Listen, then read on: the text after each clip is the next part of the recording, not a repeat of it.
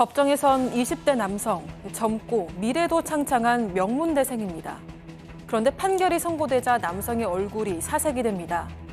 남성은 진짜 아니에요 라는 말을 반복하다가 급기야 쓰러지기까지 하는데요.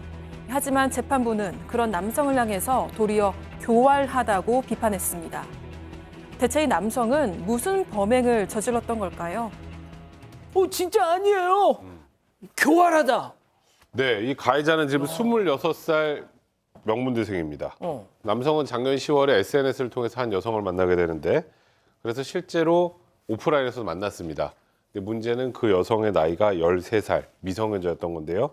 이 13살 여중생을 아파트 엘리베이터 안에서 강제추행한 뒤에 옥상으로 올라가서 성관계까지 가졌다고 합니다. 아이고. 일단 이 경우에는 미성년자 의제강간 혐의가 인정될 수 있으니까 그렇죠. 구속이 돼서 기소가 됐고요. 결국 재판에 넘겨지게 됐는데 문제는 이 남성 혐의를 완강하게 부인했습니다. 난 정말 이 여성이 미성년자인 줄은 추호도 몰랐다. 나 성관계도 안 했고 추행도 안 했다. 이렇게 부인했습니다. 자, 13살 중학생한테 저짓을 했습니다. 그런데 남성은 저도 속았어요 하면서 증거 자료를 내민 거죠. 체크포인트 짚어봅니다. 짜여진 녹음이 무슨 얘기일까요? 네, 바로 피해자인 여중생이 본인을 성인이라고 소개하는 내용이 담겨져 있었던 겁니다. 알고 보니 가해자가 미성년자와 성관계한 사실로 처벌받을 경우를 대비해서 피해 여중생에게 자신이 미리 준비한 원고를 읽게 하고 이를 녹음했던 겁니다. 이 녹음 자료에는요, 당시 13살 피해자가 주민등록증을 보여주면서 자신을 성인으로 소개하는 내용이 담겨져 있었습니다. 야, 양 변호사님 이 잔머리 굴리는 거 보세요, 이거. 저걸 그 잔머리를 어떻게 썼냐면요. 예. 이제 피해자 이 여중생 부모님이 이거 사실 얼굴 얼마나 놀랬겠습니다. 화가 나고. 당연하죠. 그래서 이 가해자를 찾아갔답니다. 찾아갔더니 녹음 파일을 내밀면서 이게 들어봐라라고 하면서 당신 딸이 나한테 거짓말했으니까 따님도 처벌받을 수 있는 거 아니냐라고 오히려 큰 소리를 쳤다는 겁니다.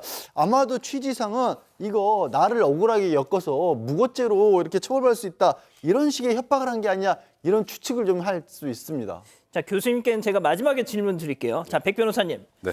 재판부의 판단은 어땠습니까? 당연히 유죄 판단했죠. 징역 4년에 실형을 선고했는데 아마도 저 사람은 내가 이 정도까지 안 했으면 난 무죄야라고 확신했던 것 같습니다. 근데 재판부 입장에서 보면 이 피해자의 진술과 그날 당일날 이제 아파트 옥상으로 올라가는 그 CCTV 영상이 완벽하게 일치하고 그리고 피해자가 직접 법정에 출석했습니다. 증언을 해야 되니까. 어떻게 이 성인이라고 볼 수 있느냐. 그러니까 딱 외형만 봐도 도저히 성인이라고 볼 수 없다. 아니, 초등학교 6학년이에요. 그러니까요. 그러니까 당연히 이 가해자 말을 믿지 않고 징역 4년을 선고했는데 여기서 더 의아한 거 가해자는 전혀 예상을 못했다고 합니다. 무죄 나올 거라 확신했는지 진짜 아니에요 라는 말을 반복하다가 졸도했다고 합니다. 중학교 1학년 혹은 초등학교 6학년. 자, 그런데 재판부의 불호령도 아까 파렴치 이런 얘기 했잖아요. 피해자가 속인 것처럼 연기를 하게 만들었다라면서 교활함을 보였다라고 했고요. 부모에게까지 오히려 형사처벌 받을 수 있다고 했지 않습니까? 뻔뻔하고 가증스러움을 보였다라고 하는데요. 저 판결문에 저런 문장 들어간 건요. 정말 찾아보기 힘듭니다. 교활하다. 뻔뻔하다, 가증스럽다. 저런 정도면 그냥 우리 일상생활에서는 할 수 있는 최대한의 심한 욕설을 한 거라고 막 보는데. 숫자 욕 같은 거잖아요. 예, 왜냐하면 판사 입장에서도 야, 13살짜리 이 녹음 파일을 들어봐도 그렇고 딱 봐도 그렇고 그리고 일반적인 어떤 그런 정상적인 관계에서 만나자마자 엘리베이터 타고 옥상으로 데려가서 성관계를 한다라는 게 그게 납득할 수 있는 일입니까?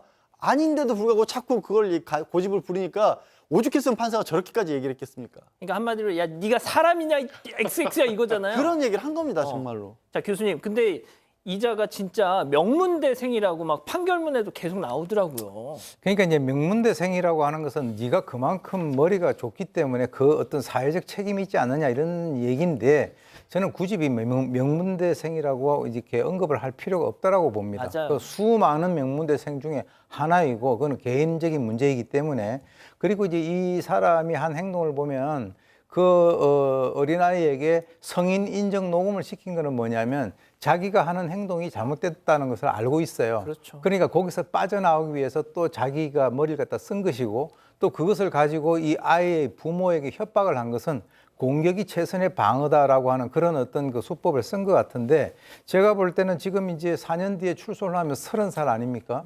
그런데 지금 그 보도에 따르면 이 남성은 해당 재판을 받고 있는 와중에도 다른 비슷한 범죄를 저질러 가지고 수사를 받고 있는 상황이었다라고 하는 거죠. 즉 다시 말해서 이쪽 분야에 있어서의 상습범 또는 전문범이 될 수 있을 가능성이 있는데 만약에 앞으로 4년 뒤에 나와 가지고 이쪽 방면으로 자신의 그 능력을 발휘를 하거나 범죄가 진화할까 봐 그것이 굉장히 걱정이 되는 부분입니다.